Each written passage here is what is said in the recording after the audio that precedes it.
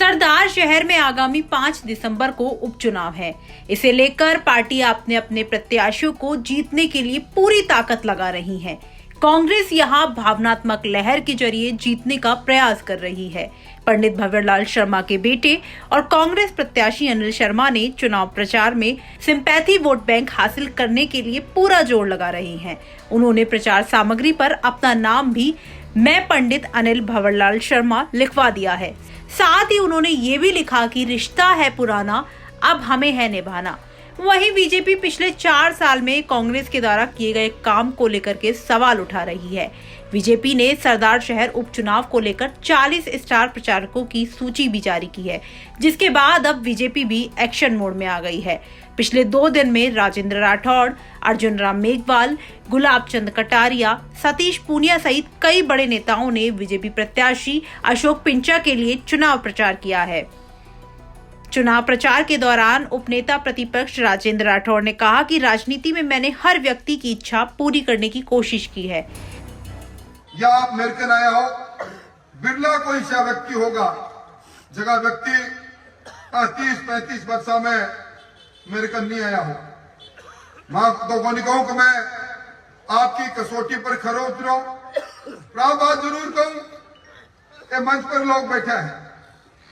राजनीति में साफ नीति और साफ नियतों हर आदमी की आकांक्षा और सपना और इच्छा ने पूरा करना की मैं पूरी चेष्टा करी है। और इस चुनाव में आज के बाद जब आप उठ के अठू जाओगा, इस सभा की चर्चा इस सरदार शहर के गांव-गांव में जाएगी। तो वहीं इस चुनाव में आरएलपी भी पूरे दमखम के साथ मैदान में है। आरएलपी सुप्रीमो हनुमान बेनीवाल गांव-गांव जाकर पार्टी के उम्मीदवार लालचंद मूड के समर्थन में प्रचार कर रहे हैं। इस दौरान वो कांग्रेस और बीजेपी दोनों को आड़े हाथों ले रहे हैं। आजादी के 75 साल बाद आज अगर इस गांव के अंदर पीने का शुद्ध पानी नहीं, बिजली नहीं है, स्कूल नहीं है, अस्पताल नहीं है, सड़क नहीं है और रोजगार नहीं है, तो किस बात की आजादी है? तो बताओ मुझे कौन सी आजादी है? हमें इस राजस्थान के अंदर बदलाव करना है। आपका हरियाणा, पंजाब, उत्तर प्रदेश, बिहार, तमाम स्टेट देखिए, महाराष्ट्र, 25 से ज्यादा राज्यों के अंदर क्षेत्रीय पार्टियां राज कर रही है। कांग्रेस बीजेपी कई जगह 4थे-5वें नंबर पर चली गई। हमें ये वीर लोक देवताओं की धरती राजस्थान, यहाँ के किसानों को अपनी ताकत को पहचानना चाहिए। सरदार शहर वो जमीन है जहाँ किसान, दलित और मुस्लिमों के वोट इकट्ठे करें तो ये वोट जाता है 2.25 लाख के करीब। क्यों भाई? हो जाएगा 180 के करीब वोट है। 180 के करीब वोट होते हुए भी बीजेपी व्यापारी को टिकट देती है और कांग्रेस वंशवाद की राजनीति के अंदर। अब मुझे एक बात बताइए, भंवरलाल जी तो खुद अशोक गहलोत की सरकार गिराने में थे, हम भी साथी थे उस समय, तो ये अलग से मानेसर कैंप में थे और हम बीजेपी के साथ थे, वो गहलोत की सरकार गिराओ।